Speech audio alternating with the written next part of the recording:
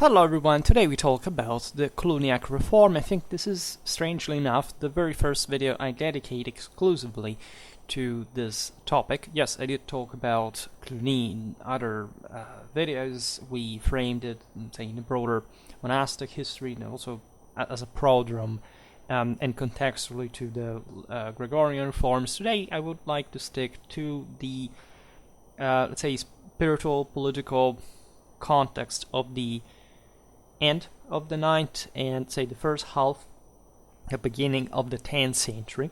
This is not just the moment in which the Cluniac reforms kicked in, but one has to understand why they did, and I would like to render it a bit more conceptual. Then in other videos, of course, we will go in depth in lots of different aspects of the Cluniac reforms that are very fascinating because, as you already understand from the chronology, came to happen in a quite dramatic moment in Western history. This was the disgregation of the Carolingian Empire. The reformers were born actually, such as Berno, for example, in the mid 9th century.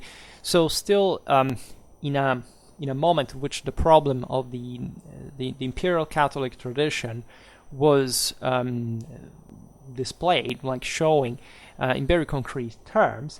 The Cluniac reforms started, as we will see better now, and it's notorious, from an essentially aristocratic background, right? From a series of other reforms that basically had started with the one of Benedict of Aniane that I made a video on. We are at the time of Charlemagne, Louis the Pious, and were in that sense, like spurred by the expansion of the Carolingian Empire. The Cluniac reforms were spurred instead by the end of the same, and so the broader crisis that morally, spiritually, religiously had struck this great system that had thought, of course, to be the next ecumenic one. The Franks had truly embraced there the Romanity of the empire, but had basically failed as well. And it's sort of curious that in fact the origin of the reformers was from the same nobility that had brought the same system to an end in a way, but it's a bit like what we live in today's world, in any moment of crisis, when you realize that yes, there is an ideal, that there is a moral conservatism, but still those who are supposed to handle that believe in it but don't get it, and don't really handle it, can't really handle it the way they did. And so there is a sort of internalization, a sort of look into one's spiritual dimension, as in any moment of crisis, and in any moment in which things start to weigh, when you start realizing, for example, in this case, monasteries being sacked, destroyed by the Normans, by the Magyars, by the Saracens, and those lay authorities that were there were supposed to actually lead the world to a new golden age, and so trying to invert again the fall of mankind, instead failed big times, were often even colluded with these invaders, and this required, this was overall a negative, quite negative situation that required coming back, falling back on the, again, revival, the refinement of the spiritual dimension, the investigation of what had gone wrong spiritually to achieve this. In many ways, it's also a refuge, right, against the from the sins of the world, right? This is a bit the history of these great reforms. If you start from Saint Benedict, and at this time everybody was a Benedict. Every monk in Western Christendom was a Benedictine, right? The Cluniacs in this sense do not change that. They just start interpreting Benedict's rule in a sort of as a source, but to organize a more stringent liturgy. This had already happened under Benedict of Aniane, that had basically set certain standards which had not been really followed. Like up to that point, the Saint Benedict's rule had been interpreted with an important degree of flexibility by the individuals living even within the same community. And this was a bit the problem of it all. It had been the same problem of the Carolingian laity, right? That you couldn't even quite distinguish from, in fact, abbots, monks, because in large measure, again, the system was ruled by the same estate. The great abbatial monastic foundations were all, in fact, founded by the lay elite.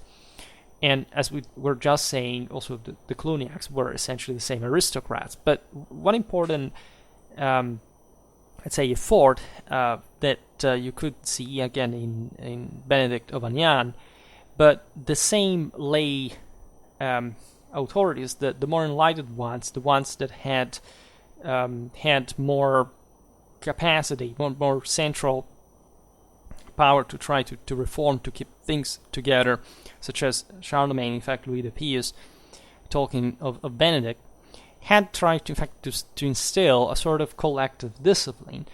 And in the monastic world, this had taken the form with Aniane of a greater discipline, right? A greater rigidity in the customs, a greater uniformity in the timing, in general community life of the monasteries.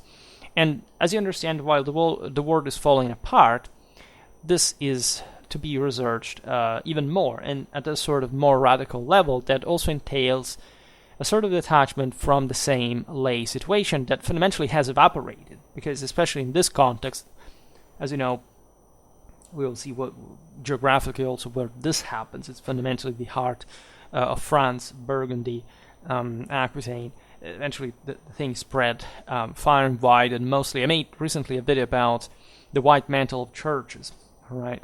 We're talking also the actual later the established Cluniac reform model, mostly in France and Italy as a whole, because these were just the places where so more resources could be devolved to this, and where there was some sort of more advanced cultural background that could keep these things operating, the same papacy, the fluidity of the French resources in many ways.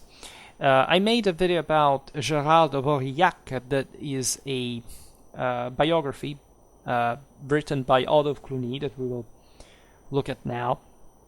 That sort of embodies, it's one of the very first videos I made on Schwerpunkt, but explains a bit what the background of these people were, right? One of their goals, and surely the one of Gérald's biography by Otto, is the one of seigneurial sanctity, right? The monks had not given up altogether the idea that the world could be ruled by a holy model incarnated by the same milites that in the 10th century were basically emerging post-Carolingian Europe as this new military class, right? A quite homogeneous, let's say, a quite internationally recognized one as protectors of the masses in part of the same monasteries. We will see how, of course, the Cluniac reform was not happening just because of previous, monastic assets. It was all obviously and unavoidably founded by great laymen in the West, some of the greatest Western Frankish princes, for that matter, that had been patronizing these monastic reforms and had indeed great interest and prestige in fueling further. We've seen it incidentally in videos about 10th, 11th century Spain recently, how rulers that lived fairly far away would, once acquired a certain degree of power in their native lands, would invest enormous assets in the Cluniac foundations, for example, to connect them through this the greater international relations. But these are all different topics for different videos that we can make, in fact, about each. Let's go step by step, then things will simply come by themselves. The Cluniac reform, this is an interesting aspect of it, let's say, is the most important monastic development of the age, right? The fact that, again, emerged in France, it spread in the most developed areas of the West, of course, is the obviously mirrors the aforementioned also political and social developments of these areas, right? There is a hierarchical meaning and model of the Cluniac spirit.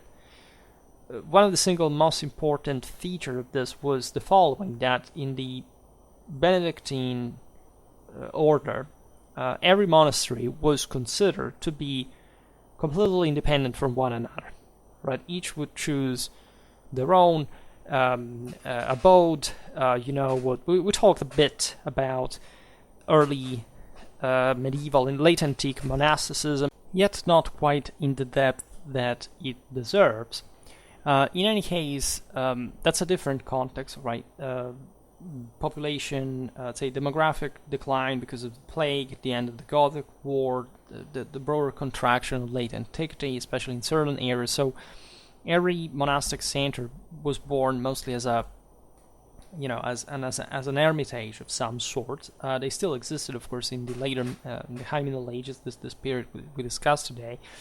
But Europe, in many ways, was like basically the world at the time. Eurasia has suffered this contraction as a whole at its lowest, right? These centers were most sparse. They were connected mostly with local peasantry, not just with some aristocracy, of course, had started, sort of supervising this and patronizing these movements, etc. At the end of the Carolingian Empire, you have a very different situation, because arguably the only thing that had really survived from the Carolingian Empire was ecclesiastical, monastic in nature, right? Don't get me wrong, right? The military class that we have described just now was exactly a legacy of the Carolingians.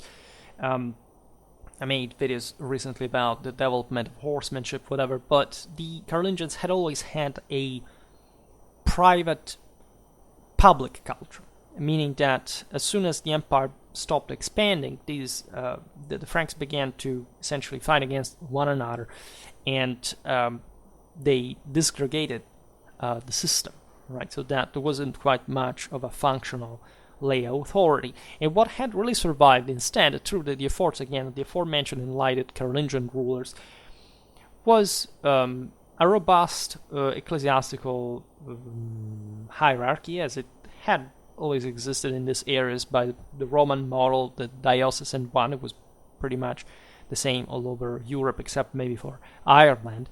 And the patronizing fact of the monastic foundations had been not just founded in larger numbers, because this was quite a lucrative patrimonial strategy policy by this great nobiliar houses that were the ones, as we've seen, that had hijacked everything in a privatistic sense. But this had also been standardized, uniformed by the Carolingians. Think about the script, think about the birth properly of a writing that allowed all the peoples within the Carolingian and empire would follow it, essentially to understand each other. In this turbulent moment of internal strife, external attacks, and general instability, these centers maintained essentially the connective fabric of European culture through their manuscripts, through their studies, through the firm awareness stemming from the fact that they did, that these monks did, at least the abbots, at least those who led, of course, the monks themselves were not all aristocrats, but I mean, in this new hierarchy, that awareness of the necessity of this order, of this discipline, of this internal organization. And that succeeded clamorously, big time. This is what the Cluniacs were able to achieve, right? Again, with the support of lay power as well, but still, and importantly, on their own. So a major feature was the transposition of what would become the vassalitic beneficiary hierarchy in the same monastic organization. If before the Benedictine monasteries had been basically out there on their own, the Cluniacs found a true congregation. In other words, they establish a priory, they establish a sort of center, right, of higher authority that is able also to found new monasteries, aside from congregating the old ones as well. Not all the existing ones of Western Christendom, but a very large amount, and the most important in these regions, to command essentially this greater discipline, uniformity, and general interconnection effectiveness. The ultimate point, of course, being the monastic one, of providing with a real standard, divinely, spiritually, that the world could imitate, so to mirror heavenly Jerusalem. And so all was, let's say, salvation in many ways was up to these guys, right?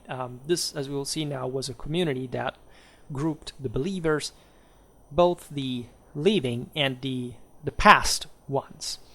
And it would be very interesting to digress on the extent by which Carolingian, post-Carolingian Milas would actually believe that this priestly order would be able to help sinners like them being saved, right? They truly believed that this connection with God, of course, would have provided with a true power, with a true capacity, and the collective effort of Christendom to maintain this standard was meant to help the entire world and trying to salvage again what temporarily the royal authorities were not able to, right? Which is a big deal. I mean, hence the necessity for this spiritual boosting, because there is no greater drama than being without an emperor, evidently,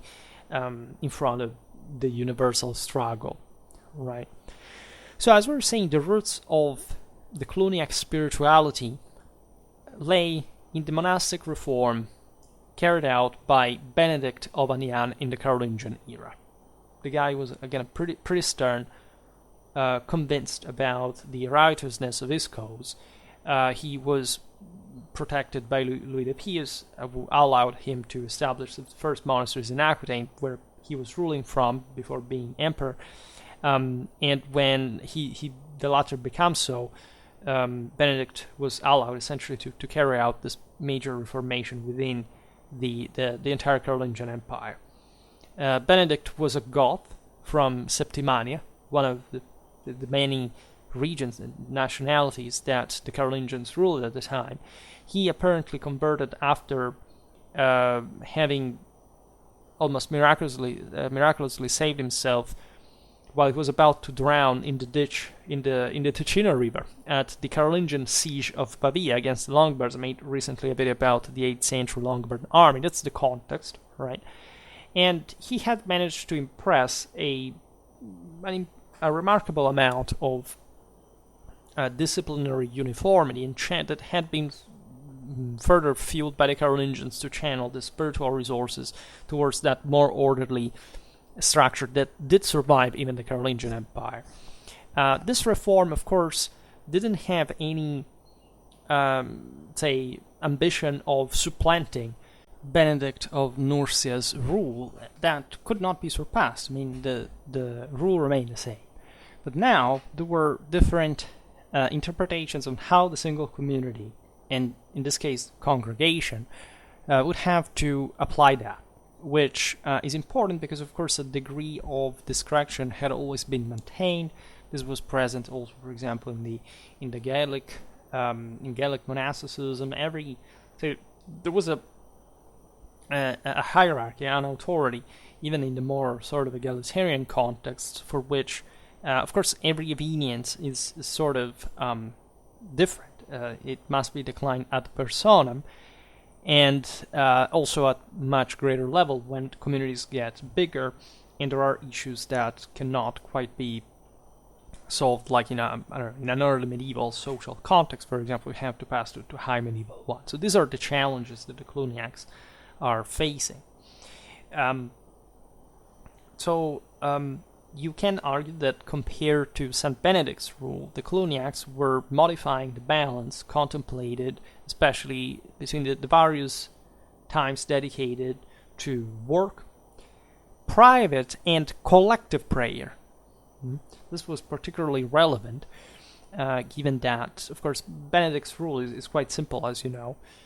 It is precise, but it is, again, the fruit of this 5th, 6th century reality that is not the one of the Carolingian Church, right, in the community of faithful. There are similarities to that.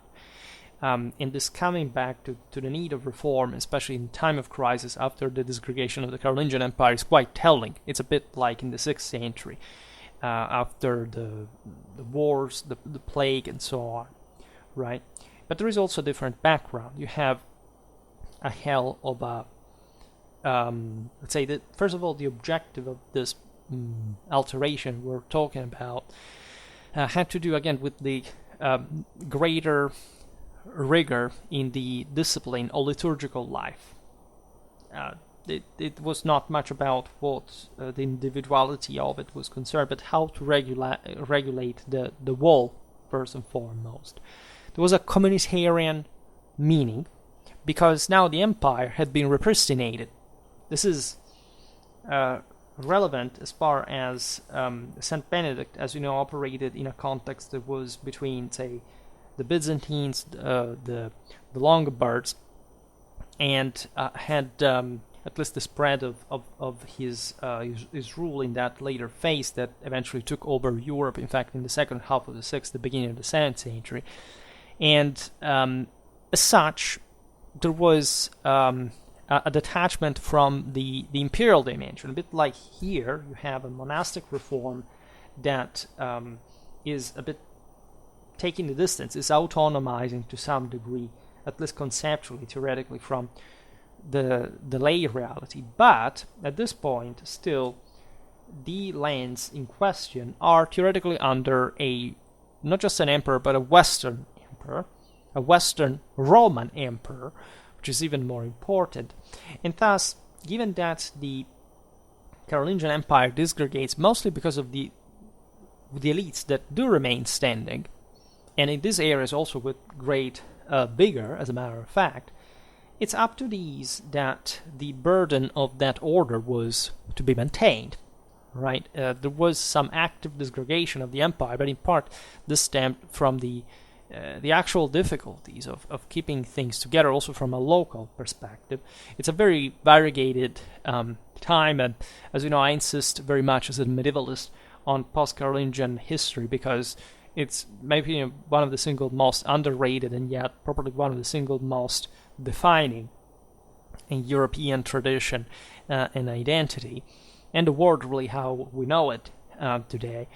And in this way, the need of having still a communitarian responsibility, right, to save the empire, to save the world in front of the onslaught of the darkness, of forces of evil, is deeply felt by the monks that want to sort of, in this moment of pain and suffering, to create a shield, to elaborate a method to move beyond and to remain unshattered by this, by establishing a moral standard that, as it was understood traditionally, is about never having fear of fear, right, and always being propositive and capable, proactive. And this is, in fact, in many ways what, from the very 10th century, Europe will start being, with essentially the greatest expansion in the history of mankind. I mean, of course, not in absolute terms, but in relative terms, what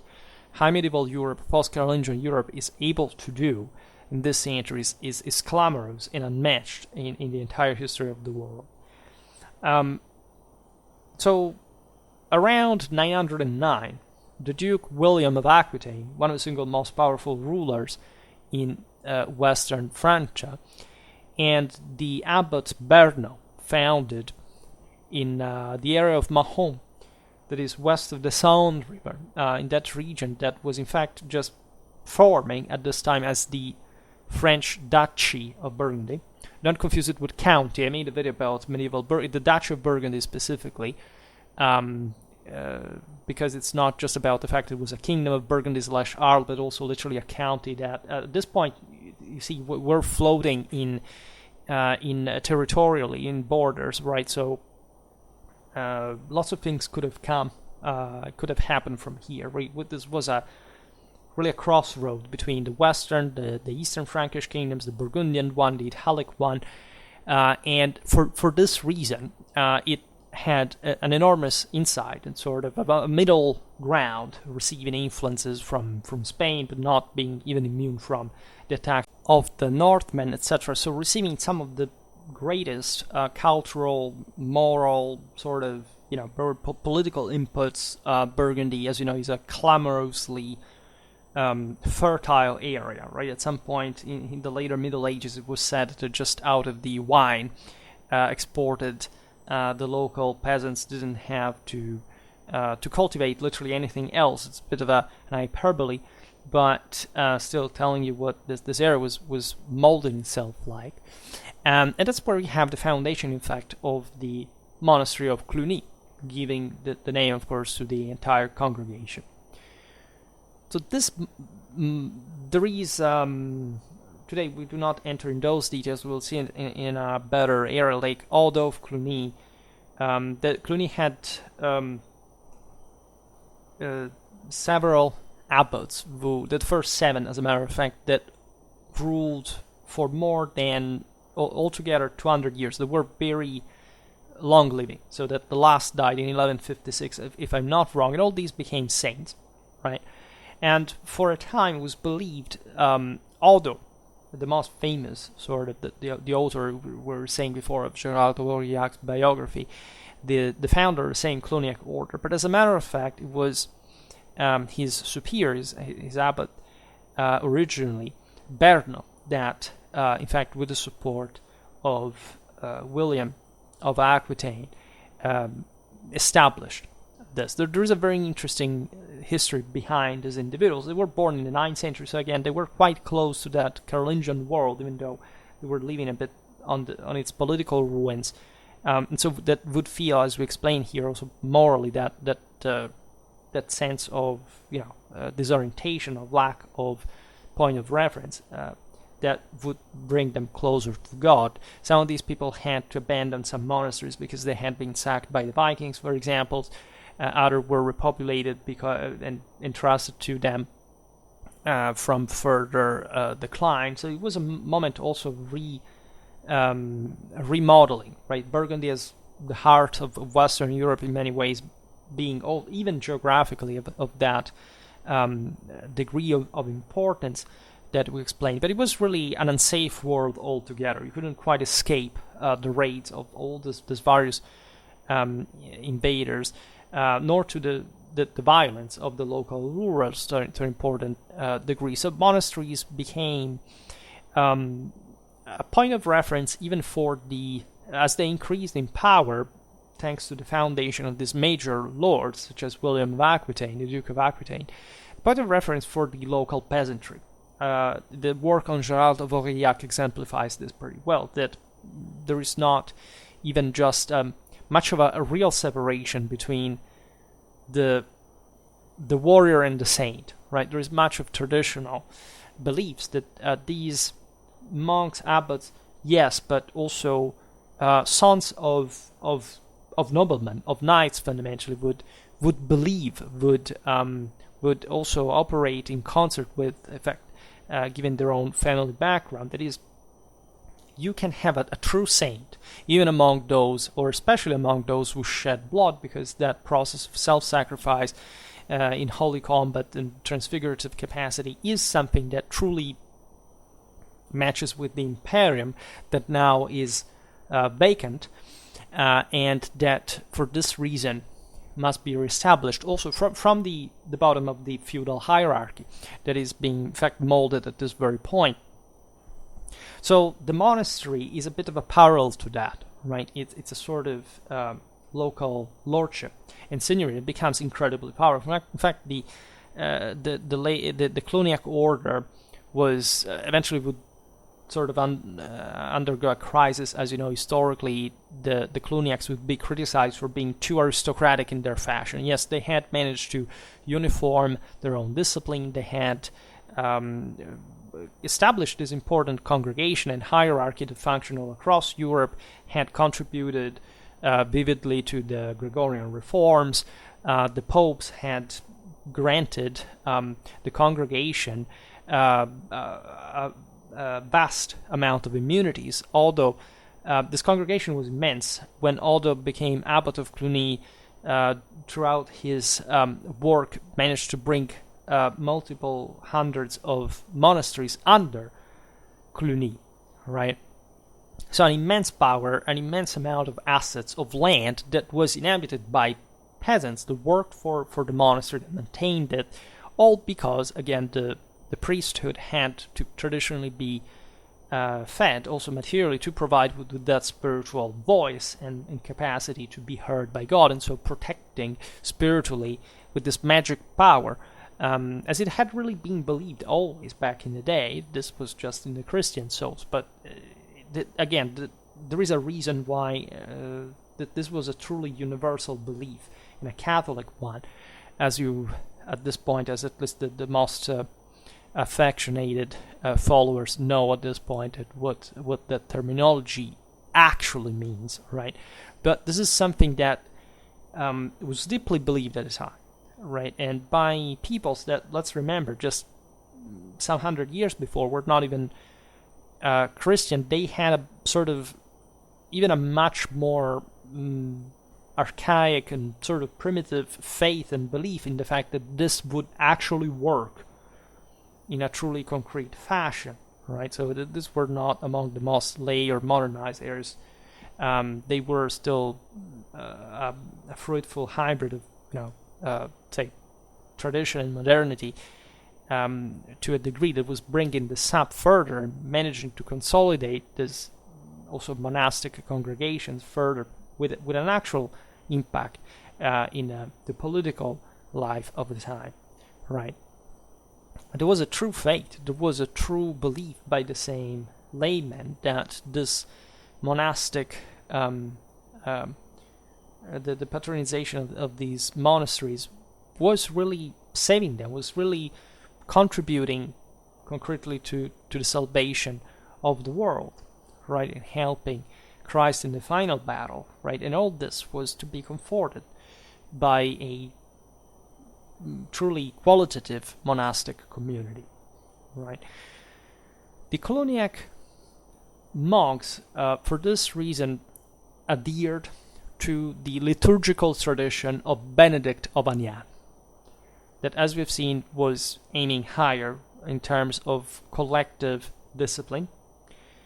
Needless to say, such huge congregation was very organized for this reason. That's why they needed such greater rigor in the first place.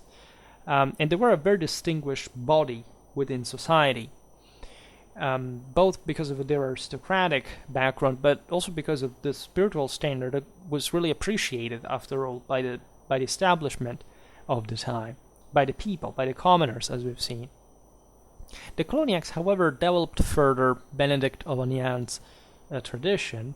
Remember, Benedict is called just like the Nursian one, so he was called like the second founder of Saint Benedict's order, right? To sound great, you know that Saint Benedict of Nursia is the patron of Europe. So this really has an ecumenic meaning, right, in the history of the old continent, at least in Western Christendom. But these are saints recognized also by the Orthodox Church nowadays, meaningfully enough, so that there is a pretty good and solid understanding of the work of these guys. Just the other day, I was talking about the reign of Constantine the Ninth Monomachos, and we talked about the Great Schism that would occur, well, of course, later in the 80s of the 11th century. But at that time, the papacy was involved not only just in the, of course, more famous Gregorian reforms, but in all properly a much bigger, say, larger scale, truly ecumenic dimension,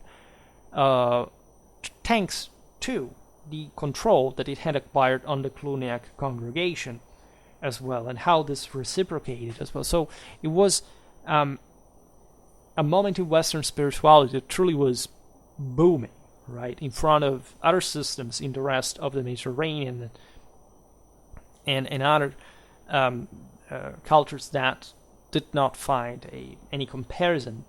The Cluniac liturgical development consisted, in important part, on the large collective recitation of the Psalms. Right, this practice was already a thing historically. These societies from centuries, if not millennia, historically. I made a video about the title Cross Rising in Blood that talks about the sacralization of the Merovingian monarchy, which shows you how already in Clovis times the Gallo-Romans were essentially praising the seigneurial role of the Frankish rulers in a way that, in fact, was traditionally highlighting the responsibility of those bearing the imperium, and the actual result of this, that was bloodshed, right? It was, in theory, the self-sacrifice, that even meant, of course, in the repression of the evildoers, that did require necessarily a sacrifice, the risk, the lethality, the casualties, in which, of course, in war you incur, even if you are from the side that God decides to bless with victory, right? And so this is all actually more traditional than it seems, but it's extended to a scale, to an unprecedented scale of monastic organization, a uniformity, and intensity, I would say, right? It's properly the Cluniac lifestyle that entails the constant specialization in such spiritual tasks. It's just like what was happening for the milites. You have, at this point, properly a professional military class evolving and does just that. All the rest of the population basically works to support these guys in their function that protects them. Equally, these monks do it, right, in the same way in their own spiritual mansions. They become specialists, professionals, if you want, right? Just think that the Psalms were sung 100, even more than 200 times every day. I would say, what's the purpose of this? It's just because they believed the actual power of the simple song is just an additional, it's an additive process. The more you sing, the more you get in the bank in that way. Well, not quite. These were sort of mechanisms that you find in throughout all the traditional monasticism in many cultures, etc., repeating over and over again certain formulas, provides with a sense of spiritual, alienation from the world, right? It's finiteness, a way to feel more moral force being triggered by the focus on the absolute, on the truth, on your finity as well, on the sinful dimension of your body, for example, compared to your own spiritual potential. How much can be achieved by training the mind to concentrate on the meaning. This was not just about praying or singing. It was about studying, right? Otto of Cluny arrived, in his, at the beginning of his monastic career with nothing of personal property except 100 manuscripts. That for the time was an enormous personal library, right? This was accompanied with knowledge in the capacity of drawing the world accurately, so not the average lesser person today sense of there is just good sense, man, and we are good people, even if of course we are unaccomplished and miserable and whatever. Here there was an effort to fix the system. There was an effort to come back to God, to a dimension that was individual, but also collective, in a way that would order disciplined society in essentially a chaotic, ruthless, violent world. So that this order, as we've seen, could be corrected, say reordered. The system could be reordered also through the same violence, but a rightfully guided one, right? And of course, these spiritual figures were next to all the lay elite as well, not just by personal extraction, but the family extraction, but clientels and just broader connections, right? There were lots of resources again handled by the congregation. There was a systematic reading of the Bible, for which you were just projected in this world, for which there were people at the time knowing the Bible by heart, right? Try to do this nowadays if you are, if you think that you're more intelligent than a person living 1,000 years ago. There was a cult of all the saints, which is also a very important exercise, not just because of the incredibly insightful hagiography that produced in late antiquity, and especially in early medieval Europe. France had a lot of that. I have made a video about the differences between Merovingian and Carolingian hagiography and what you can find in them. And so ex pluribus unum, this is the fundamental concept about that all these people's lives are fit within the ecumenic sphere. And so in order to understand the unity of God, you must learn as much as possible about his order, what has happened in the world, and what these people have done, and why their example as saints is so relevant for society as a whole, right?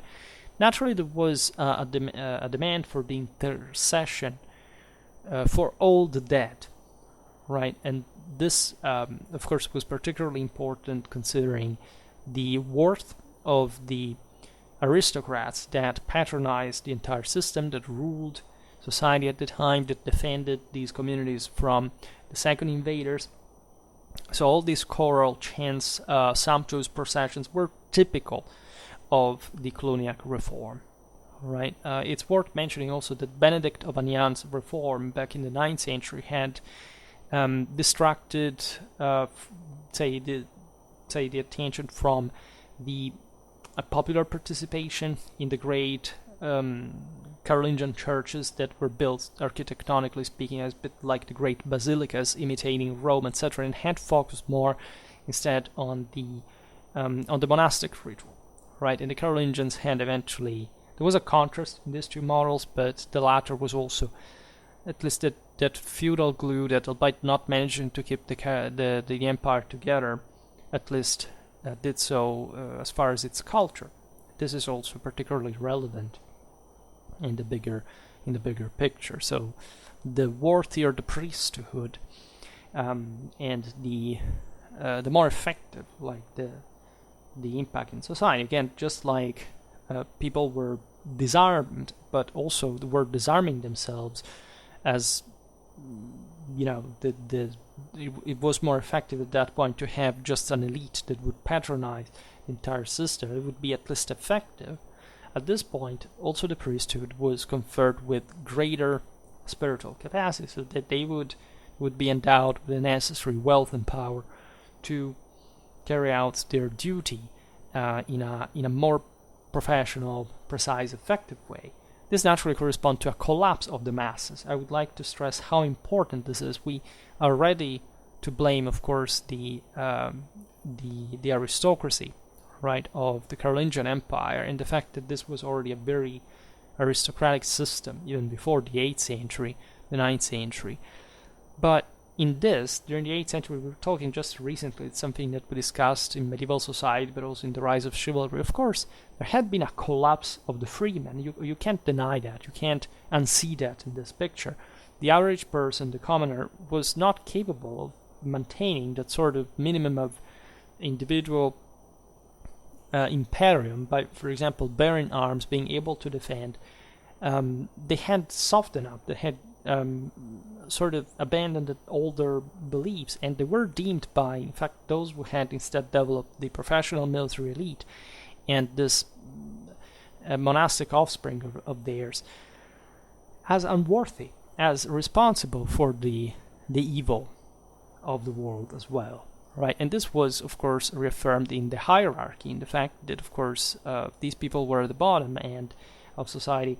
As such, they had lost that battle that was about maintaining a personal responsibility, and that in past times had still remained to some extent. So it's a very complex topic. We didn't talk about it so much because I stress very much the nobiliar, the aristocratic character, the social inequality of places like Gaul throughout all late antiquity and the early Middle Ages, because that's how essentially Western feudalism was born and was born from in this area. But there had been a moment in which the system could still preserve some sort of more, evenly distributed wealth, for example. And this decline goes in parallel to the actual expansion of this heartland during the Carolingian Empire. So if those guys that were in charge of a situation, let's say the people at the time, had simply been able to profit, to participate in an effective manner, they would have probably maintained some more of their prerogatives. Instead, they wouldn't. And yes, they were already disadvantaged. Yes, there was already an elite that had been monopolizing the military organization and de facto the government itself. So you can't quite blame this in just in a couple of centuries. But in front of the collapse of the same empire and in front of the enemy raids, etc., you cannot unsee the Clausewitzian principle behind the fact that not just every people and every single person gets exclusively what they deserve at every single time for everything that happens to them, because there is a collective ecumenic responsibility in traditional Catholic culture.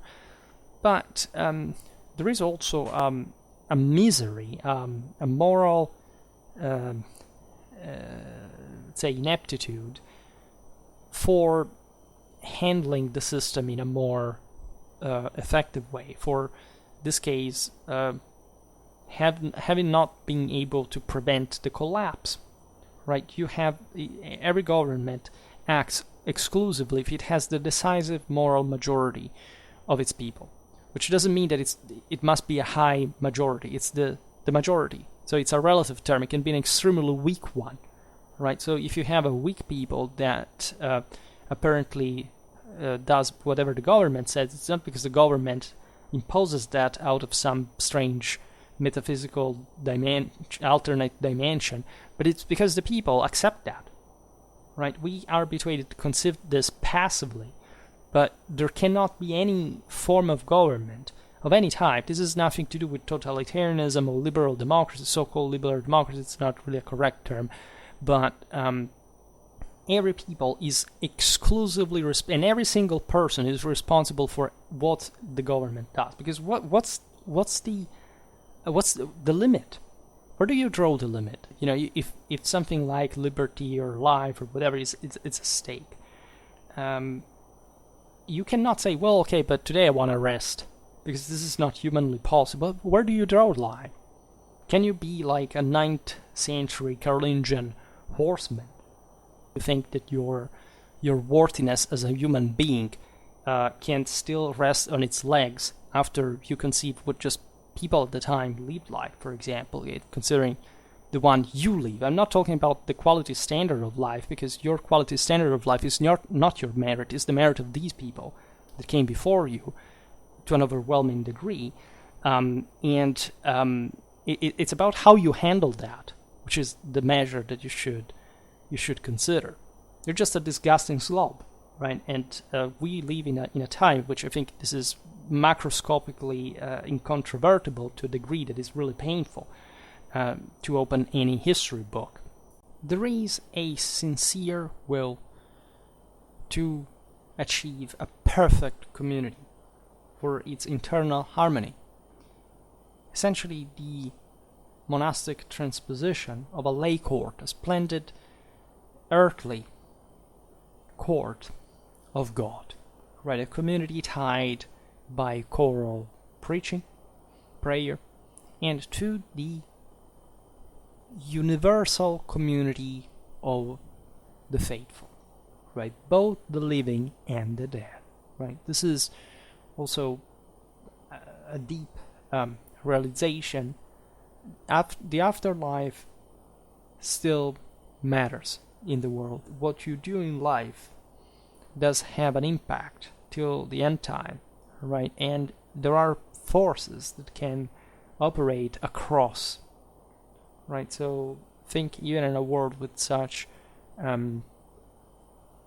misery, right? Morally and materially, all the death, all the violence, all the injustice, etc. And thinking that in spite of this, there is a force, of course, that permeates the universe and that can be handled by the living as much as the dead, and that this is the medium, right, through Christ, for God.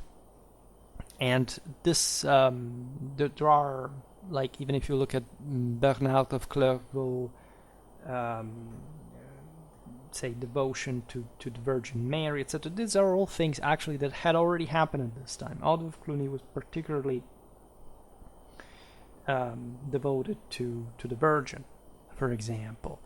There were vows taken in this. There was the tension of a time, the feeling that of the hardships that these people had to go through in the collapse of this enormous system that had dragged down so many lives, right, and resources and more, had aggravated the load of sin that humanity bears on its shoulders because of themselves and their ancestors, their forefathers, right? So the collapse of the Carolingian Empire was felt at that point, as it had to make Rome reliving, etc. In this moment, without emperor, right, without effective rulers, an enormous sin, an enormous collective guilt, right? Hence, what we were saying before, also about the commoners, this group that goes further under because they're not capable of supporting themselves anymore, right? They must depend on others, etc. And the elite takes on its shoulders also this burden, and as such must provide with models like the one that we were commenting before of Gérald of Aurillac, that provides with hope, right, with faith, with something that in this world is tangible, right? There is a beautiful passage at the beginning of the encyclical of Benedict the 16th, if you read about the nature of hope, right, and what and as it means almost, right, it's almost an overlappable concept to the one of faith itself, and that in Catholicism gives us the tangible proof of a point of arrival, right, of a reward for our good deeds, and the capacity in all this contributing collectively, say individually for the collectivity, in this spiritual and material accomplishment, because they are always intertwined, as you know, in Catholicism, and they can't be, and in which especially, well, Christianity, in Orthodox Christianity, meant in a truly generic sense, and that the individual has a positive agency, but just like Catholicism, in the narrower confessional sense, actually still embodies, right, as the true Catholic ecumenic tradition. And so it's particularly important to observe this when we think at how and why this enormous movement that still exists, of course, but that had so much power in these high medieval centuries, the ones from which properly Europe came out as the massive civilization that has still remained, and as the Western one taking over the world, while it came up at that point, what positive impact and success in this sense it had in dragging out the say Western Christendom of the crisis, and in this sense, like how similar this is in an elite perspective to today's times, right? To the idea truly that in spite of the evil of the world, those who attain the actual quality, the actual traditional values, can work for collective salvation and have this sort of pastoral duty in it that must come back to fight and to shelter those who are unavoidably sinking, right? The idea, again, is that the average person thinks that, you know, there are some strange heroes, but also martyrs and victims of this, the schizophrenia, of course, of the situation, that will always win because they're good people, or either they will always win or they always lose, depending on how they wake up in the morning. But even when they always lose, nobody explains why. Still, of course, nothing terrible compared to the past is happening to them, even remotely, but still they're dragging down, right, the system with themselves in their weakness, given the power that we have accumulated actually as a civilization, because they are not able to handle it anymore, because they do not have the capacity, the wealth, the power, the strength, the intelligence of carrying that out, and due to their fault exclusively, right? So this is, in a way, of course, the establishment of a privileged order, still within the Cluniac, the Benedictine community. Again, there was no other monk in Europe, at least in Western Christendom. It wasn't, a follower of Saint Benedict, right? That's the concept that remained at the root of it. These congregations, the later orders, were something still inspired to certain the specific ancestral model, but it's also the interpretation of the same according to the changed times, still times of crisis, as we've seen, but also and especially times in which an elite has the true control and must thus adapt, and it would do it magnificently in this period, because the 10th century is just properly the coming back of the same civilizational power. It is, after all, just a temporary crisis, because the system boom later thanks to the elites.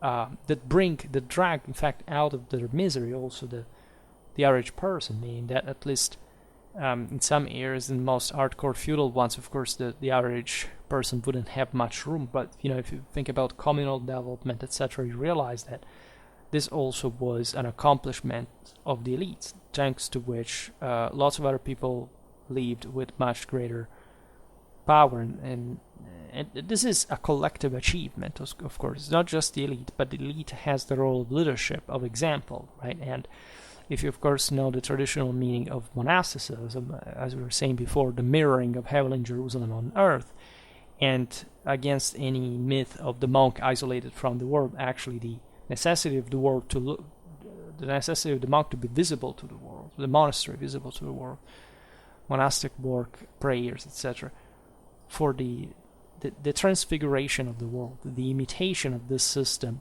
hopefully across the entire world, right? So that the heavenly Jerusalem and the earthly one can meet again. And so you have again the contact between God and man, right? And the latter properly raising to the level of God because of its own merit. Here, fundamental Catholic principle. So it's really remarkable in itself in a contextual way. Then, of course, we will talk about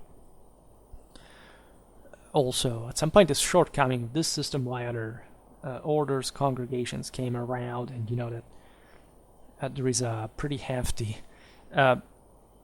medieval Christianity playlist on Schwerpunkt that you can always check out for further insight. And it's always pleasant to talk about these things, because I think, at least when I studied at university, these things, I honestly didn't understand them. I thought they were terribly boring because people said, oh, well, there were these monks, they lived like this, and they had these rules, but nobody explained you why.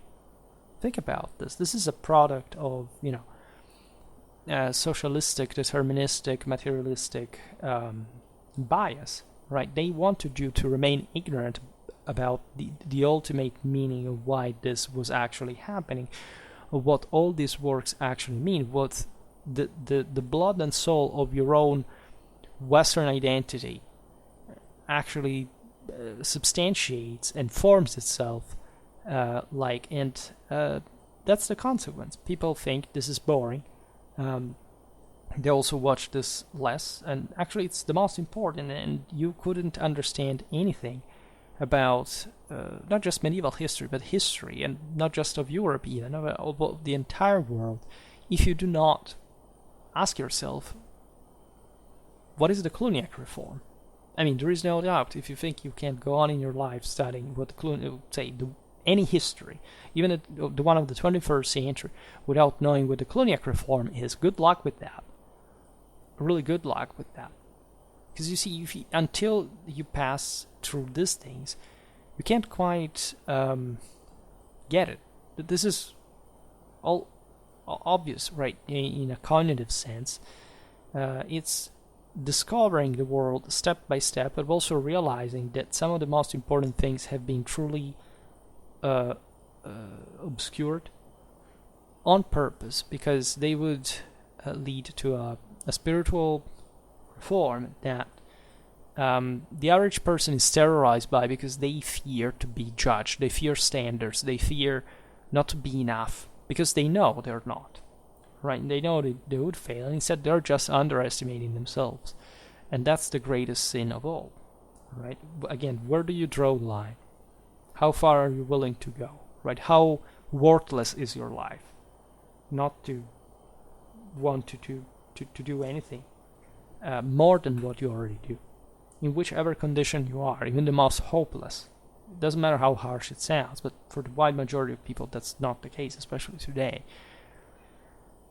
That's the point, and that's again why I make these videos. And again, we are accumulating a decent amount of material.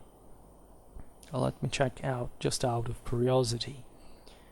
As always, I'm growing relatively satisfied about at least the quantity of videos that I make about certain topics. But as we said today, like it's always terribly 166 actually Christian history videos, whereas 153 medieval Christianity. Well, perhaps too few.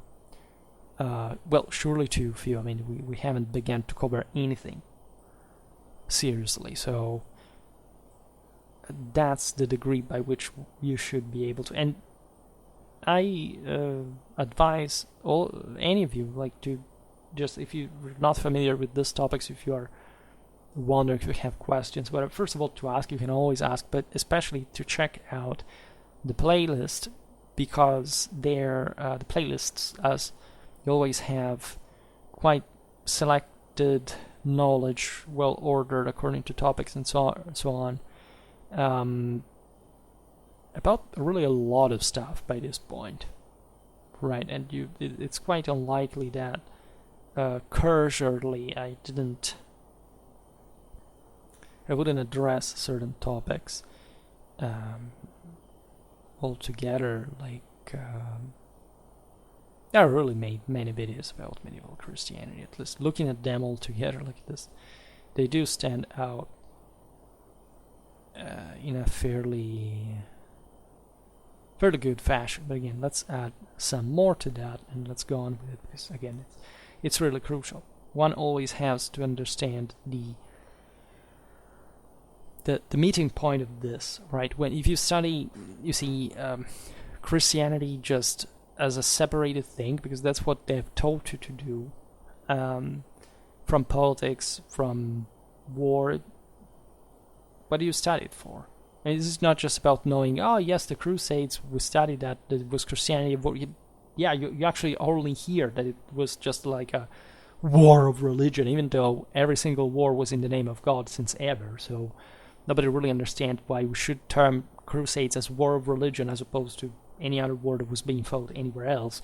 But aside from this, that's the degree of confusion that we throw people in, and to the point of non-recognition. And it's all strategically planned to make you orbit away of religion, or not understanding that anymore, not having the tools to understand it. So that's why these videos, I think, are so important, and we must keep making them. Well, alright, for today, however, I stop it here. I just hope that you enjoyed this video. If you did, please share it. Otherwise, leave a like or subscribe to my channel if you're interested in my upcoming content. As always, I thank you heartily for listening to me. I wish you a nice time and see you next time. Bye.